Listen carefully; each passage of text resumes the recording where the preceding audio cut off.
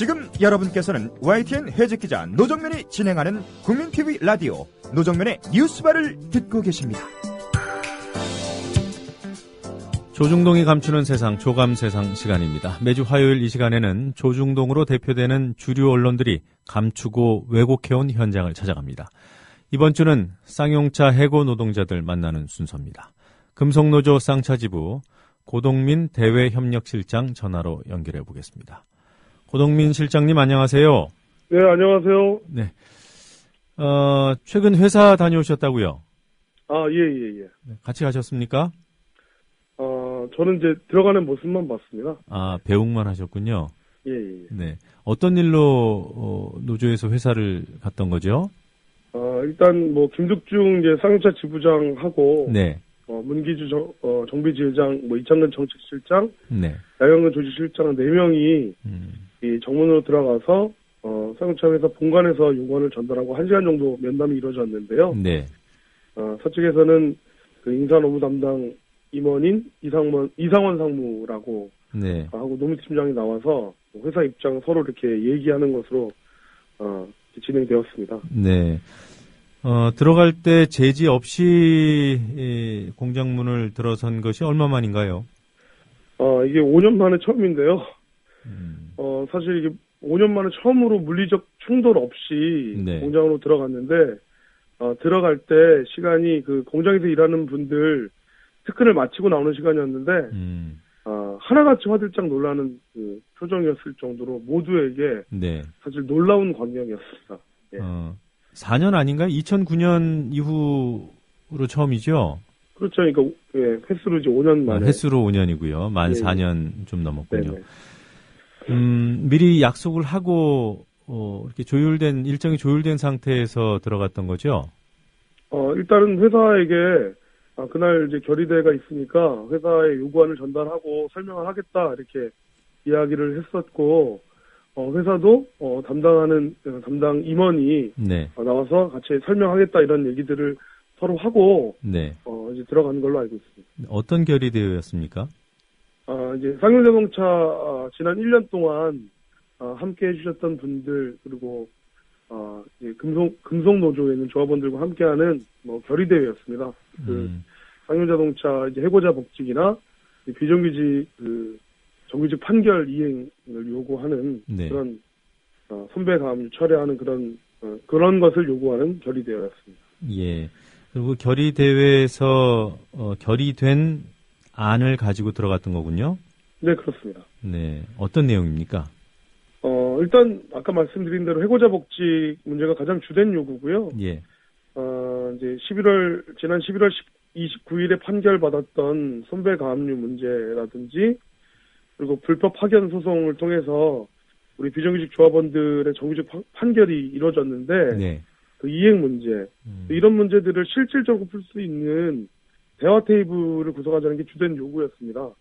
저희들이 계속 주장했던 대로 쌍용차 지부, 그리고 쌍용차 사측 이런 노사협상이나 혹은 기업노조가 함께하는 노노사협상 이런 네. 것을 요구했었습니다. 네. 그러니까 3자 대화를 요구하는 내용이었군요. 여러 가지 현안에 대해서. 네네네. 네. 그 인사 노무 담당 임원이 1시간 동안 면담을 했다고 했잖아요. 네네네. 어떤 입장을 밝히던가요? 일단은 뭐 원론적으로 2014년에 여러 가지 그 쌍용자동차 경영의 어려움을 계속 피력했고요. 네. 실제로 이제 통상임금 소송이 이제 이 사업장마다 이렇게 진행되고 있는데, 네. 어쨌든 쌍용자동차도 마찬가지로 몇백억의 통상임금을 이렇게 지불해야 되는 입장이기 때문에 사실 경영이 어렵다. 하지만 일단 현장에 있는 그 조합원들이나 노동자들의 생각들이 많이 변해가고 있고, 네. 해고자 복직을 요구하는 것에 대해서 사실 쌍용자동차 사측도 상당한 부담을 갖고 있다. 뭐 이런 네. 이야기를 했던 걸로 들었습니다. 네. 그 비정규직 노동자 4분이었던가요? 네, 소송 당사자는 4분이셨습니다. 예. 이제 승소를 하셔서 만약에 사측이 1심에 승복을 한다면 이제 정규직으로 출근을 하셔야 되잖아요.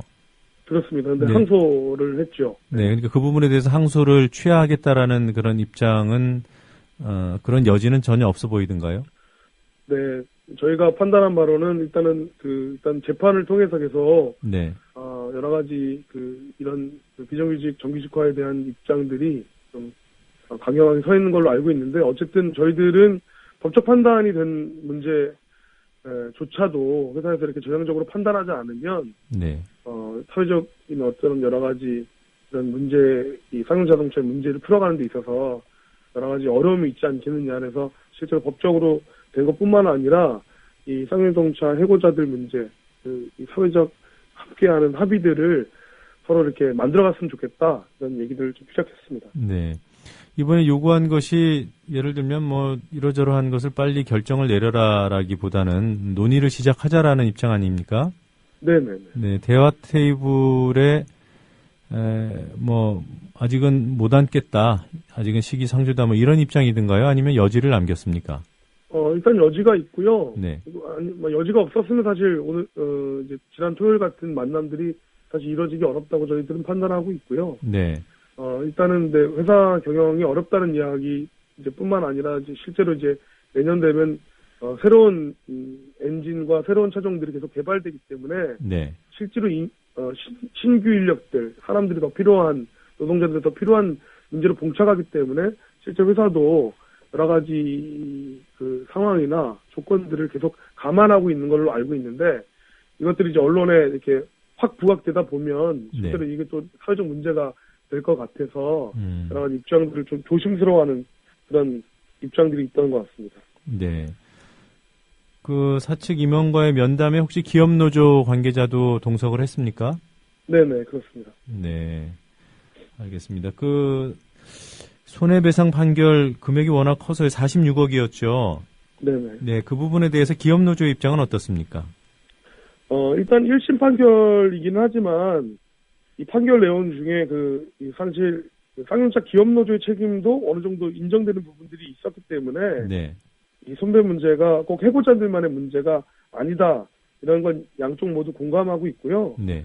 실질적으로 문제를 풀 수 있도록 기업노조가 쌍용차 사측에게 더 긴밀히 요구하겠다, 이런 입장들을 계속 내고 있거든요. 네.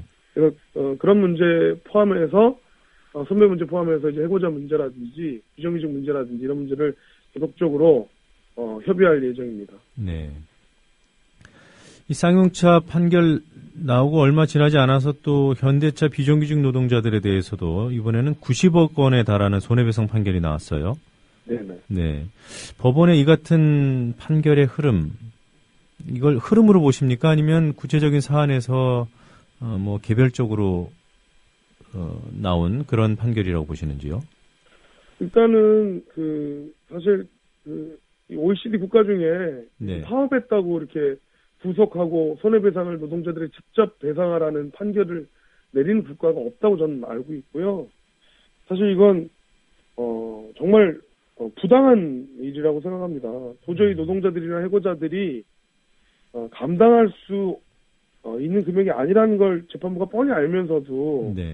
46억이나 뭐 90억 이렇게 천불학적인 금액을 판결 내린다는 자체가 참 이해하기 어렵고, 사실 이런 문제는 노동 3권에 있는 파업을 했다는 이유만으로 일단 회사 측에서 손해배상 재판을 들어가는데 이런 문제에 사법부가 제동을 걸지 않고 대단히 정치적인 판결을 하는 것 아닐까, 네. 이런 생각이 들 정도로 우려스럽다는 생각이 들고요. 사실 이 선배 판결은 노동조합을 지키고 투쟁하는 노동자들을 향해서만 징벌적으로 내려지는 것이거든요, 지금. 네. 그래서 이런 것들이 되게 굉장히 부당하다고 저희들은 생각합니다.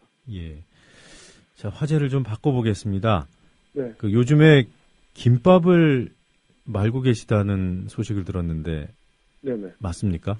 예. 김밥을 저희가 대한문에서 평택 공장 앞으로 투쟁 방향 옮기면서. 네. 제일 먼저 하고 있는 기획 사업이 김밥입니다. 아, 예. 기획 사업입니까? 예. 만들어서 파는 거예요?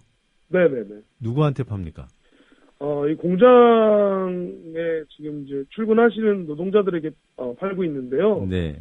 이게 의미가 공장 안팎의 노동자들이 둘둘 말리는 김밥처럼 좀 함께 살아보자. 뭐 이런 의미로 팔고 있고요. 매주 수요일 아침마다 파는데 내일이 성탄절이라 오늘 아침에도 팔았었습니다. 아, 그러면 뭐 밤새 준비해서 아침에 출근하시는 노동자들께 판매를 하는 거군요. 네네. 저녁에 준비하는 건 아니고, 그러니까 어저께 아침 10시부터 네. 저녁 11시까지 13시간 정도 준비해서 800주를 이렇게 만들면, 아침 출근할 때는 1시간도 안 돼서, 채 1시간도 안 돼서 다 팔리고 있습니다. 800주를 만들어서 팔아요? 네. 매주 800주를 만들어서 팔고 있습니다. 이거 여쭤봐도 되는지 모르겠습니다만, 한 줄에 얼마를 받습니까? 예, 저희들 김밥 한 줄에 1,000원 팔고 있습니다. 네. 하여튼, 노동자들 반응이 좋다니까 다행입니다. 네, 이게 사실 수요일만 되면 이제 출근하시는 분들이 자연스럽게 이제 해고자들이 만든 김밥을 먹는 날이구나 이렇게 생각하시는 것 같고요. 네. 1,000원이긴 하지만 10,000원 내고 가시는 분들도 있고 몇천 원 내시는 분들도 있어서 네. 사실 파는 저희들도 기분이 좋고요. 네. 사실 이 김밥을 팔면서부터 해고자들을 다시 공장으로 불러들여야 된다는 이 공장 분위기가 개량화되는 느낌이 사실 저희들한테 있거든요. 개량화된다. 피부로 느껴진다는 그렇죠. 말씀이신가요? 피부로 그냥 이렇게 인사만 하고 서로 악수만 하다가 네. 김밥을 팔다 보니까 김밥이 오늘은 수익금이 얼마 났다든지 오늘은 40분 만에 다 팔렸다든지 이런 개량화되는 게 있어서 저희들한테는 굉장히 중요한 의미로 받아들여지고 있습니다. 네. 저도 한번 했으면 하는 생각이 드네요. 저희 YTN 앞에서 저희 조합원들께 김밥을 팔아볼까요? 어떻게 생각하십니까? 저희들은 되게 그게 의미가 되게 중요하다고 생각해요. 그러니까 저희들은 이제 차를 만드는 노동자들이잖아요. 네. 차를 만드는 노동자들이긴 하나 사실 이제 김밥을 만들면서 뭔가를 이렇게 노동을 한다는 것들도 굉장히 중요한 의미로 와닿게 되고 또 밤새도록 이렇게 만들었던 김밥을 출근하는 노동자들이 이렇게 함께 마음을 나누는 것도 굉장히 저희들 쌍용자동차 같은 문제 아니더라도 다른 곳에서도 이렇게 함께 하시면 참 좋을 것 같다는 생각이 들었습니다. 네, 누구 아이디어입니까? 이창근 기획실장의 아이디어. 네, 그렇군요. 자, 올해 조감세상 마지막 인터뷰예요. 쌍용차 관련해서. 네네. 네, 결국 복직은 2014년도 내년을 또 기억하게 됐습니다만 네, 올해 참 많은 일들이 있지 않았습니까? 네, 있었습니다. 네, 고 실장께서 보신 올해 여러 가지 일들 중에서 고 실장께서 보신 희망 청취자분들께 들려주시기 바랍니다. 아주 가깝게 지난 일요일에 네. 철도 지도부 체포하겠다고 경찰들이 민주노총 침탈했던 날이 있었잖아요. 네. 사실 노동자들에게는 참 억장이 무너지고 기가 막히고 아주 분했던 하루였는데요. 그래서 민주노총으로 좀 모여달라고 많은 분들이 호소했는데 이 모인 분들이 이 대한문 앞에서 만났던 분들, 강정에서 만났던 분들, 네. 밀양에서 용산에서 만났던 분들이 막 이렇게 모여 있는 거예요. 물론 네. 그 분들 말고도 다른 분들이 많이 모이셨지만 네. 이 노동자들뿐만 아니라 많은 시민들이 이 민주노총에 대한 이 박근혜 정권 만행에 대해서 함께 분노해주고 함께 잘해주셨는데 어느 한 시민분이 시민 여러분 민주노총을 우리 시민들이 함께 지킵시다 라고 이렇게 크게 외쳐주셨어요. 네. 계속적으로. 네. 사실 저는 그때 참 감동이었거든요. 저는 그때 꼭 이제 지켜야 할 게 민주노총뿐만 아니라 우리가 이제 쭉 얘기해 오던 민주주의라든지 네. 인권이라든지 차별에 대한 저항이라든지 이런 것으로 이렇게 시원해도 좋다고 생각이 들었습니다. 사실 이게 제가 생각하는 희망들은 그렇게 굴종하지 않고 저항하는 사람들 그리고 그들과 함께하는 그런 사람들이 여전히 제게는 희망이라고 생각하고요. 네.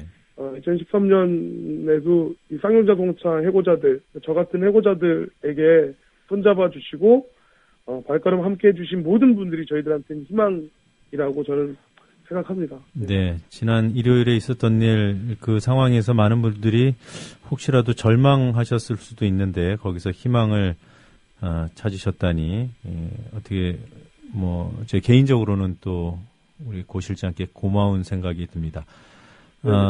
지난 9월부터 저희가 조감세상 시작해서 우리 고 실장님을 여러 차례 뵀는데요. 내년에도 저희 뉴스바의 리포터로서 좋은 소식, 기쁜 소식 들려주시기 바랍니다. 고맙습니다. 기회를 주셔서 고맙습니다. 메리 크리스마스. 네, 고맙습니다. 지금까지 금속노조 쌍차집 고동민 대외협력실장이었습니다.